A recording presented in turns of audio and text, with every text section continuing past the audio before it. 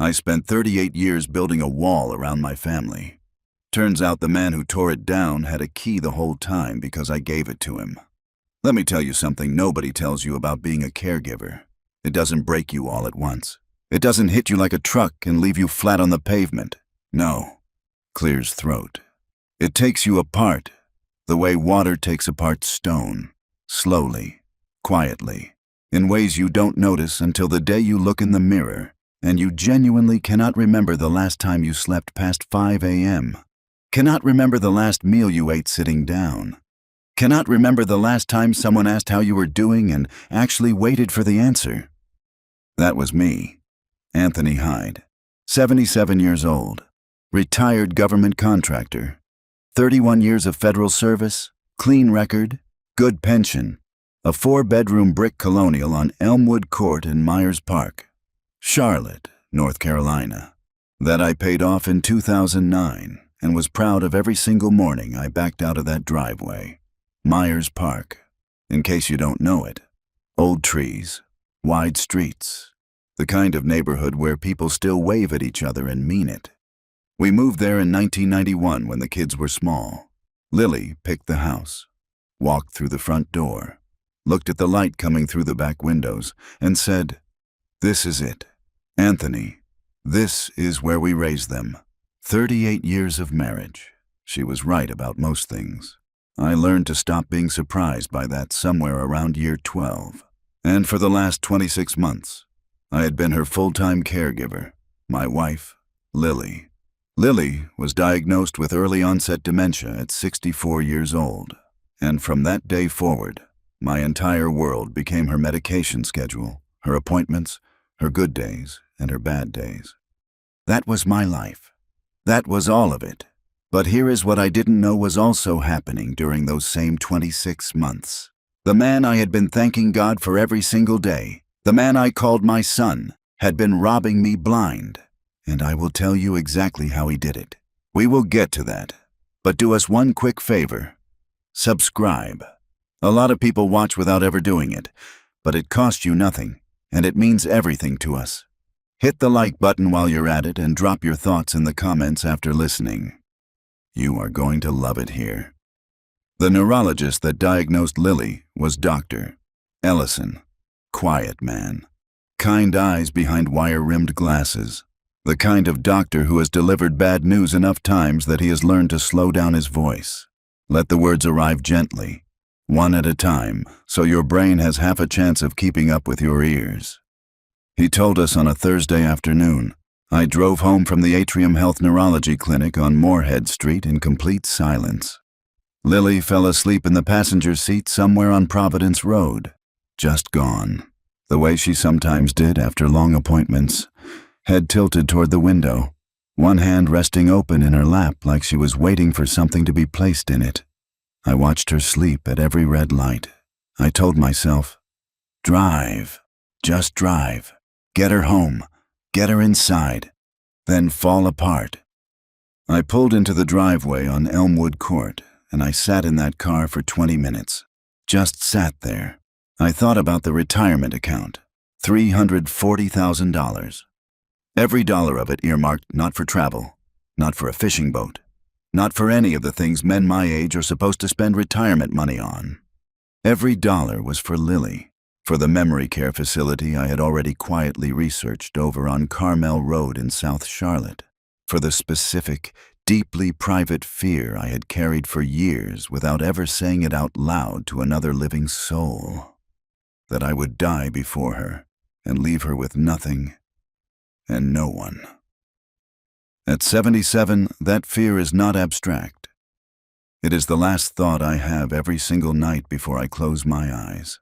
3 days after Dr. Ellison's office, my phone rang. My son, Christopher Hyde, Chris.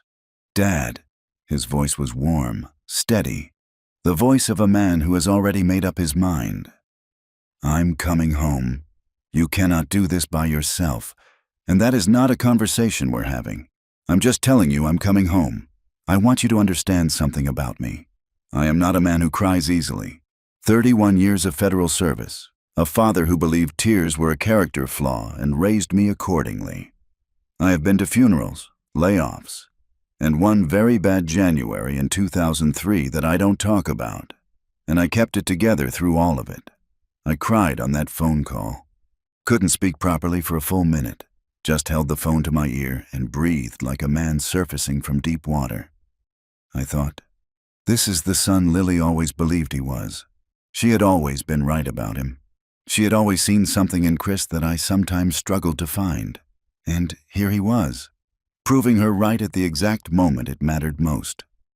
I was so relieved I didn't sleep that night, but for an entirely different reason than usual. Now, let me stop right here because this is where I need you to pay attention. Everything I'm about to describe, every helpful gesture, every warm moment, every time Chris showed up and made my life easier, I want you to hold it in your mind alongside one fact that I didn't learn until much later. The first withdrawal from my retirement account happened 4 days after Lily's diagnosis. 4 days. He wasn't coming home because his parents needed him. He was coming home because he saw an opportunity wearing the face of a crisis, but I didn't know that yet. So, let me tell you what I did see, because what I saw was convincing enough to fool a 77-year-old man who had spent 3 decades working for the federal government and thought he knew something about reading people. Chris got an apartment over in North Davidson for those who know Charlotte, close enough to Elmwood Court to be present, far enough to look like a man with his own life. He was at our house 4, sometimes 5 times a week. He came to Lily's appointments at Atrium Health, shook hands with her care team, remembered every name, asked the right questions. Doctor, Ellison told me once it was really something to see a son so engaged. I stood there nodding, proud as I have ever been of that boy. He handled the bills, the insurance calls, the grocery runs to the Harris Teeter on Park Road, the pharmacy pickups at the CVS on Queens Road. He handled everything that was quietly drowning me, and he made it look effortless, and I thanked God for him every single day. Here is what I did not know. He was also paying very close attention to every single number he touched. Month 3. Lily had 3 bad days back to back. Confused, frightened, reaching for people who weren't in the room, unable to remember what season it was. I hadn't slept properly in 10 days. I forgot to pay the electricity bill for the first time in my adult life. 40 years. Not once. Chris came over on a Wednesday evening and sat across from me at the kitchen table on Elmwood Court. He had a folder. He set it down between us like a man who had thought carefully about this moment. Dad, I need to ask you something, and I need you to really hear me. He had this way of talking, measured, patient, like every sentence had been rehearsed just enough that it didn't sound rehearsed. Like a man who had read the instruction manual on your specific fears and was now handing them back to you wrapped in a solution. You're 77 years old. Mom is 64. If something happens to you tomorrow, and I'm not trying to frighten you, I'm trying to protect both of you. What happens to Mom? Everything is in your name. Your pension is in your name. If you go first, everything freezes while lawyers sort it out, and Mom is sitting in this house with nothing she can actually access during the worst moment of her life. I sat with that. Every single word landed exactly where I was most afraid, like the man had been inside my head at 3 a.m., reading my private thoughts off the wall. These are power of attorney documents, he said, opening the folder slowly. No rush, giving me time to look. It just means I can manage the financial side completely. Bills, account access, pension paperwork, while you focus entirely on Mom. You're already carrying too much. Dad, let me be the one who carries this part. I looked at those documents. My eyes were heavy. My hands were tired. I was running on fumes and love, and the particular exhaustion that only caregivers understand. The kind that isn't just in your body. The kind that gets into your bones, into your decision-making, into the part of your brain that is supposed to slow down and read things carefully before you sign them. I signed. Chris had everything notarized the following morning at a UPS store on Central Avenue. I know because he told me, casually, like it was nothing, and God help me, Slept better that night than I had in 4 months. I thought I had finally handed something heavy to someone strong enough to carry it. I had handed him the keys to everything I had ever saved. Fast forward through 26 months of 5 a.m. medications and Atrium health appointments and good days and bad days. Lily laughing at something that happened in 1988 like it was yesterday morning. Then not recognizing the kitchen 20 minutes later. 26 months of holding yourself together because she needs you to be held together. 26 months of calculating in the dark, in the quiet, after she's finally asleep. How long the savings will last, whether it'll be enough, whether you'll be enough. Sunday dinner. Jenna's house in Ballantyne. My daughter, my younger child, the one who inherited her mother's eyes and her father's stubbornness in equal measure. Her husband, Trevor, quiet man, works in bank compliance at a regional bank uptown. The kind of man you overlook at a party and absolutely desperately need in a crisis. Jollof rice, fried chicken. The grandkids loud in the hallway the way grandkids are supposed to be on a Sunday evening. Lily was dressed in the blue dress I love on her and having a decent day. Warm, present, laughing genuinely at something Chris said across the table. Chris, loud, generous, refilling glasses without being asked, telling a story about a fishing trip down toward Lake Norman with the easy confidence of a man who has absolutely nothing on his conscience. And then Trevor's hand found mine under the table. He pressed his phone into my palm without looking at me. 8 words on the screen. Dad, check your retirement account right now. Then 4 more words beneath it. Then fake chest pains. Now, I looked up at Trevor. His jaw was tight. His eyes were completely still. The eyes of a man who has been waiting a long time to open a door and has finally decided the moment is right. One slow nod. The kind that means trust me. Don't ask questions, just trust me. I opened my banking app under the table. I had not looked at this account in months. Chris handled the finances. That was the arrangement. That was what I had agreed to. The number on the screen was $12,847. I stared at it. There had been $340,000 in that account.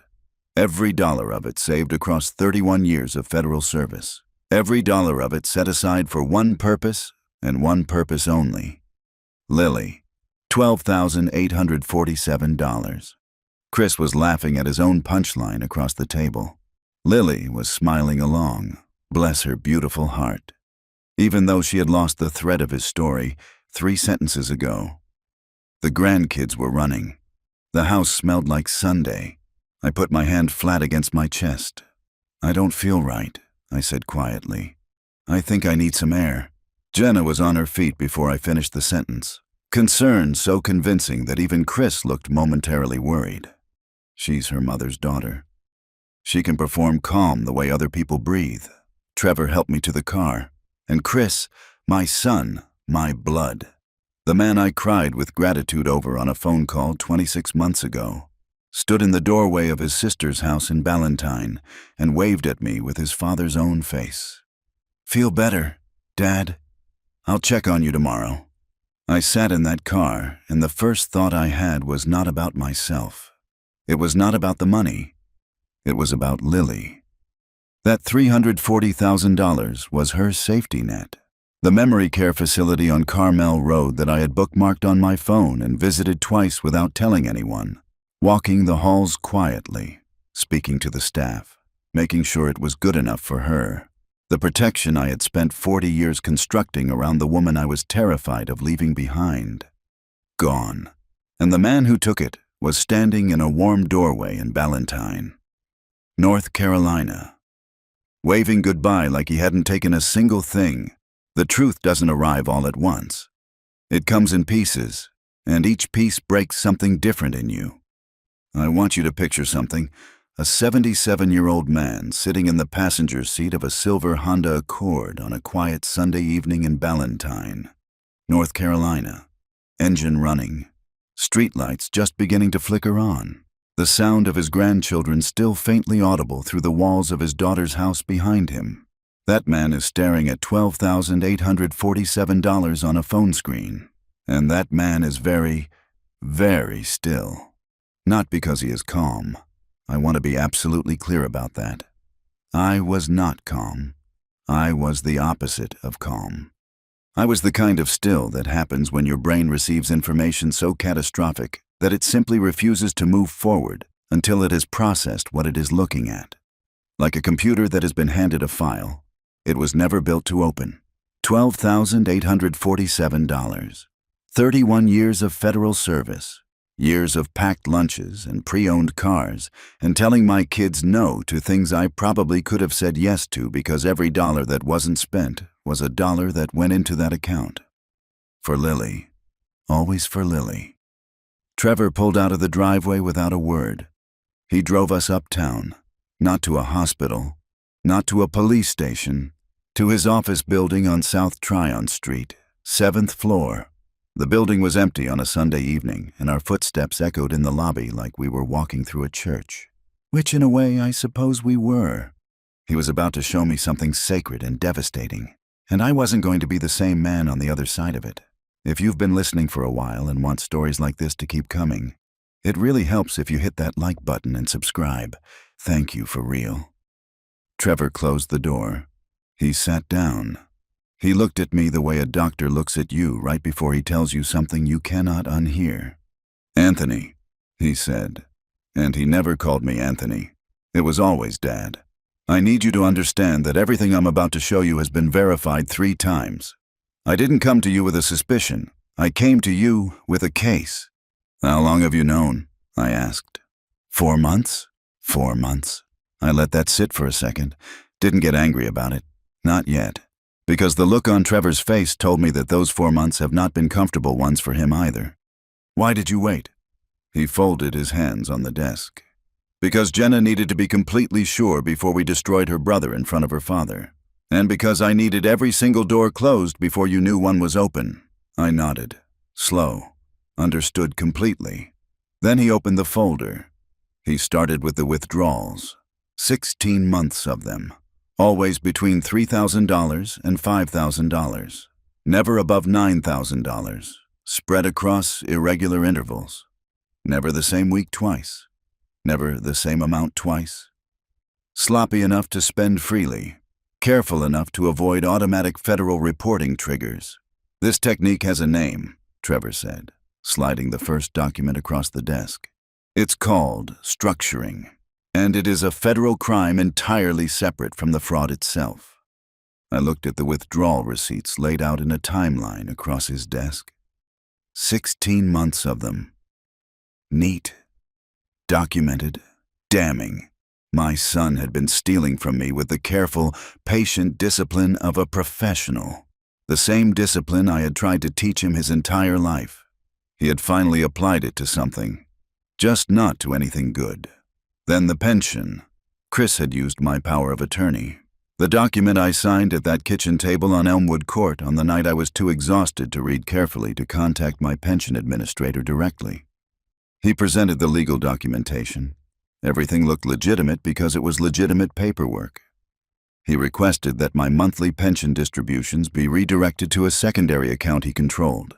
The administrator processed it without question. Why would they question it? The paperwork was perfect. My son had made sure of that. I did not respond to it immediately. I just looked at the wall behind Trevor's head and did the math and felt something move through me that I don't have a clean word for. Not anger, not grief.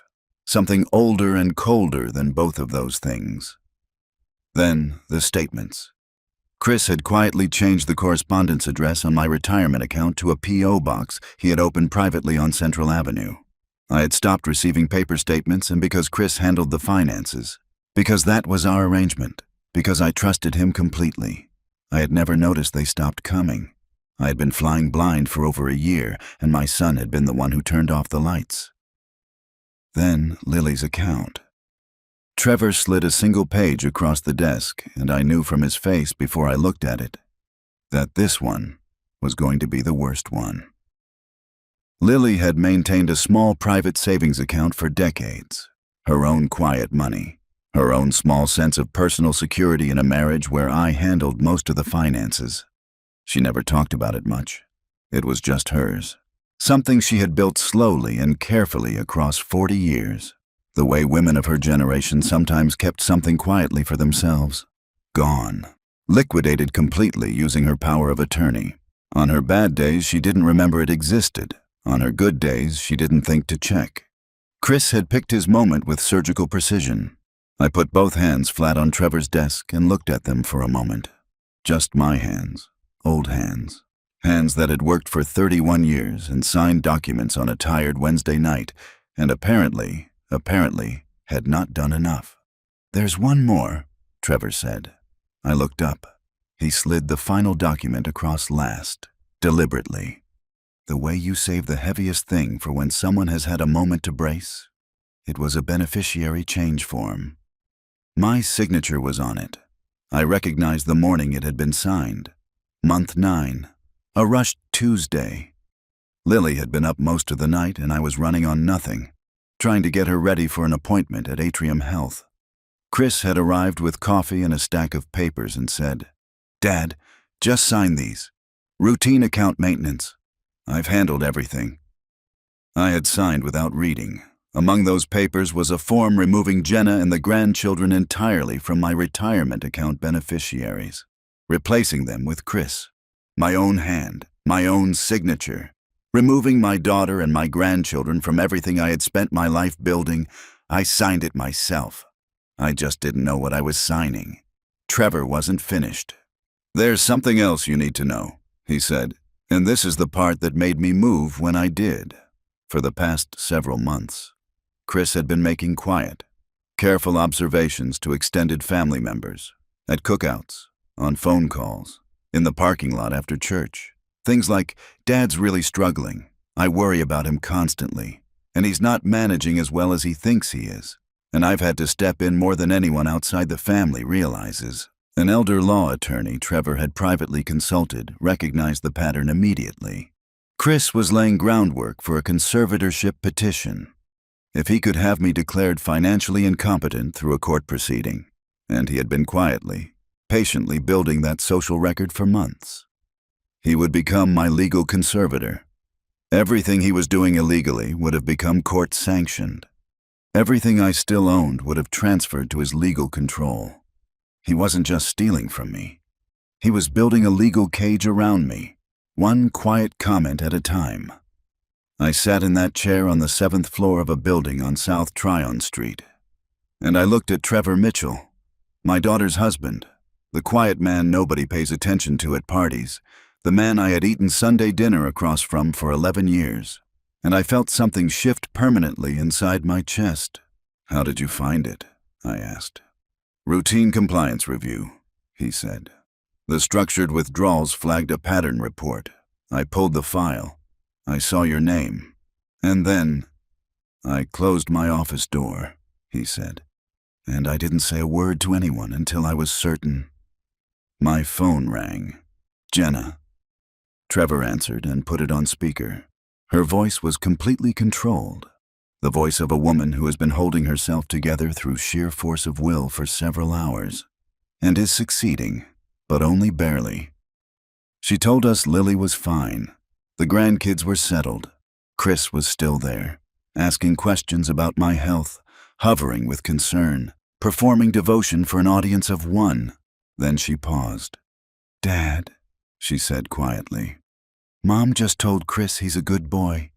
She patted his hand. "She said he always was." Nobody spoke for a moment.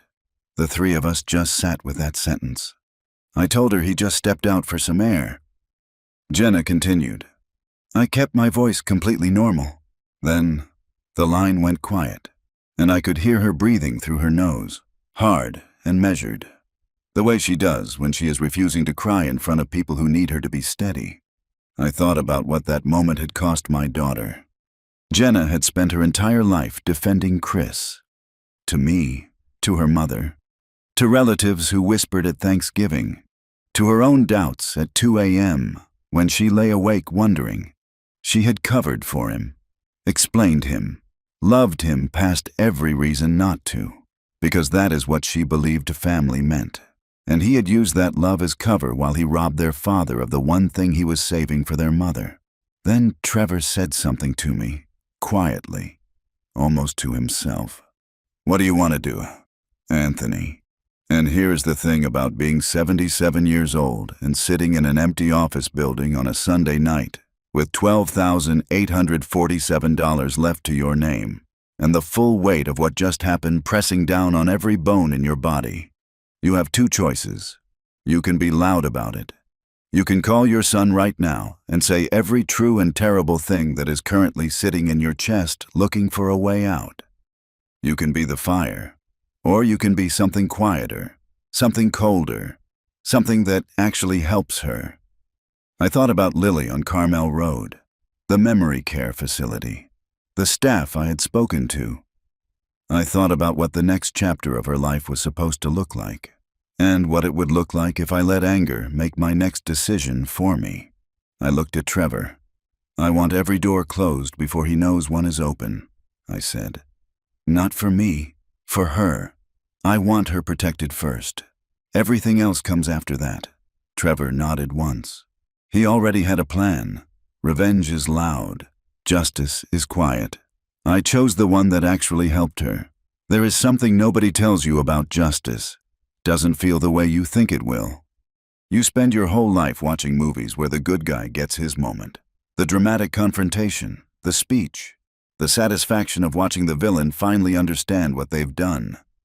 You think that when your moment comes, it's going to feel like winning, like exhaling after holding your breath for a very long time. What nobody tells you is that when the moment finally arrives, when it's real, when it's your family, when the villain is your own blood, it doesn't feel like winning at all. It feels like amputation, necessary, correct, and permanent. I drove home to Elmwood Court that Sunday night, and I sat in my driveway for the second time in 26 months. First time I sat there, I was trying to figure out how to protect Lily from a diagnosis. This time, I was trying to figure out how to protect Lily from her own son. The next morning, I was on the phone with an elder law attorney, a woman named Beverly Holt, whose office was over on Providence Road, 12 minutes from my house. Trevor had already called ahead. She was expecting me. I walked in at 9 a.m. with every document Trevor had given me the night before, and she went through them the way surgeons go through a body, methodically, without flinching, seeing exactly what needed to come out. By noon that same day, the power of attorney documents Chris held over both me and Lily had been formally revoked. Every single one, filed, processed, and effective immediately. Chris lost all legal access to both accounts before he sat down to eat his Monday lunch. He had no idea. Beverly then initiated emergency beneficiary correction proceedings with my retirement account administrator, reversing the form I had unknowingly signed on that rushed Tuesday morning, the one that removed Jenna and the grandchildren from everything. My daughter and my grandchildren were restored. Chris was removed. He still had no idea. Day 2. Trevor's compliance department at the bank opened a formal internal investigation. The evidence trail Trevor had spent 4 months building was handed to the fraud team in a package so clean and complete that the senior investigator, a man named Detective Ray Caldwell from the Charlotte-Mecklenburg Financial Crimes Unit, told Trevor it was the most organized case file he had received from a private citizen in 11 years. Trevor being Trevor, he simply nodded and said, "Thank you." Day 3. Chris came to the house on Elmwood Court. He brought food, sat with Lily while she watched her program, straightened the living room without being asked, poured me a glass of sweet tea, and asked how I was feeling after the scare at Sunday dinner. "Much better," I told him. "Just tired. You know how it is. You need to take care of yourself, Dad," he said. "I worry about you." I looked at my son sitting across from me in my living room. I thought about $12,847. I thought about Lily's private savings account, the one she had quietly built across 40 years, gone completely. I thought about the conservatorship groundwork he had been laying in the minds of family members for months, the cage he was building around me. One quiet comment at a time. I picked up my glass of sweet tea. And I said, "You're right, son. I'm going to start paying very close attention to everything going forward." He nodded, looked satisfied. He had absolutely no idea what was already in motion around him. Day 4. My daughter Jenna went to the house on Elmwood Court on a Tuesday morning while Chris thought she was at work. She moved through her childhood home with her spare key and a list of documents Beverly Holt needed. Original paperwork, files from the back office. Things Chris didn't know she could access because he had never considered that Jenna might stop defending him long enough to move against him. She told me later that she didn't allow herself to feel anything while she was inside the house. She was completely focused, and she felt nothing until she was back in her car with the documents on the passenger seat. Then she sat there for 10 minutes before she could drive. I didn't ask her what the 10 minutes felt like. I already knew. Day 6.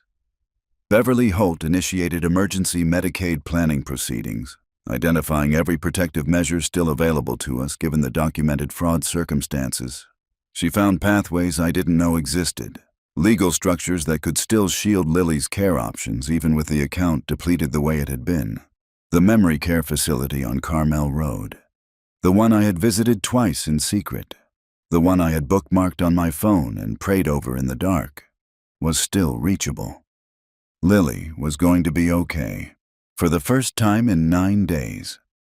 I exhaled all the way. Day 7. Chris came back. He stayed longer this time, asked careful questions about my health, wondered aloud whether I had thought about updating my advanced directive paperwork. Just being responsible, Dad, just thinking ahead. I looked at my son for a long, quiet moment. I almost felt sorry for him. Almost. "You're absolutely right, Chris," I said. "I should be thinking ahead." He smiled. He drove home. Every door around him was already closed. He just hadn't tried any of them yet. Day 9. Sunday. I called Chris in the morning. "Son, I'm feeling much better. Come to Sunday dinner at the house this weekend. Bring something nice. We have a lot to be grateful for." He arrived at Elmwood Court at 6 o'clock with an expensive bottle of wine and his widest smile. The table was set carefully. Lily was in the blue dress, the one I have always loved on her. She was having a good day, present, warm, occasionally funny in the way that used to make me fall in love with her all over again in the middle of an ordinary Tuesday. She told a story from 35 years ago that made Jenna laugh, despite everything she was carrying inside her chest. Jenna, sitting at that table with her mother's laugh in her ears and 4 months of her brother's betrayal in her bones, holding it all together with nothing but love and sheer will. Trevor sat beside her, quiet, steady, unremarkable to anyone who didn't know what he had done. Which was everyone at that table except me. Chris sat at the head of the table and was everything he had always performed being: charming, generous, devoted, refilling glasses, laughing at his own jokes. The golden sun at Sunday dinner like none of the last 16 months had ever happened. The food was good. The company was almost convincing. And then, midway through the first course, there was a knock at the front door. I stood up. I walked to the door on Elmwood Court, my house, my floors, my 40 years, and I opened it.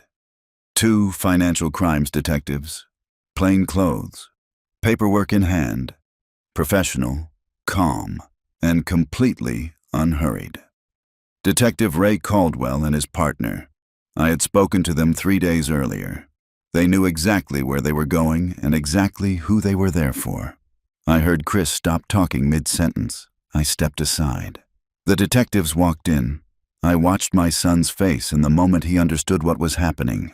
And I want to tell you something because this part matters. There was no guilt on his face first. Even now, even in this moment. His first instinct was not remorse. His eyes moved fast across the room. To me, to Trevor, to Jenna, to the door, looking for the exit that did not exist. There was no exit. Every door was closed. Jenna stood up slowly. She had been thinking about what she wanted to say for 9 days. She had rehearsed it, revised it, stripped it down, and when the moment finally arrived, she found it was simpler than anything she had prepared. She did not raise her voice. She did not cry. "I want you to look at Mom before you leave this house." "Chris." The room went quiet. Chris looked at Lily. Lily was looking back at her son with complete and total warmth. She did not fully understand what was happening around her. She thought perhaps Chris was leaving early after a lovely dinner, the way he sometimes did, and she didn't want him to go yet. She lifted her hand. She waved at him gently. "Good night," she said softly. "You're such a good boy. You always have been." Jenna let that sit in the room. Let it breathe. Let every person at that table feel the full weight of what Lily's disease had just done. Protected her son from ever having to watch her face change. Chris would never see his mother understand what he had done. Her dementia would carry him safely through the rest of her life, with his name clean and warm in her memory. He would never have to earn that. Then Jenna spoke quietly, directly. Finally. She will probably always believe that. Chris, her mind will protect you from ever seeing her face change. You will never have to watch her understand what you did to this family. She didn't pause. She didn't waver. But I understand it. Dad understands it. And I need you to know every withdrawal you made while he was awake at 5 a.m. giving her medication. Every document you had him sign while he was half blind with exhaustion trying to protect her. Every time you sat at this table and let him thank God for you. I know all of it, and I will spend every day of the rest of my life making sure both of them are okay. Not because I have to, because that is what loving someone actually looks like. Chris was walked out of the front door of the house on Elmwood Court, and Lily, my beautiful, warm, still present Lily, watched him go and waved cheerfully from her chair at the dinner table, believing completely and peacefully that her son was simply leaving after a lovely family dinner, the way he always did. Chris pleaded guilty. The paper trail Trevor had built was too clean and too complete for any attorney to argue against. Elder financial abuse, criminal fraud, federal structuring charges, restitution was ordered. It comes back slowly, in pieces, the way he took it. Some of it does not come back at all. I have made my peace with that. Or I am making it. Some days that's the best you can do. But Lily's care is protected. Beverly Holt and the emergency Medicaid planning she put in motion made sure of that. The memory care facility on Carmel Road, the one I visited in secret and prayed over in the dark, is now reachable. Lily will be okay. Not perfect. Not the life we planned. But okay. And okay right now is everything. I still think about something I have never fully understood until right now. Chris was my blood, but Trevor chose me. And when everything that should have held is broken, when the people who were supposed to love you have shown you exactly what they are, being chosen by someone who had absolutely no obligation to stay is the thing that puts you back together.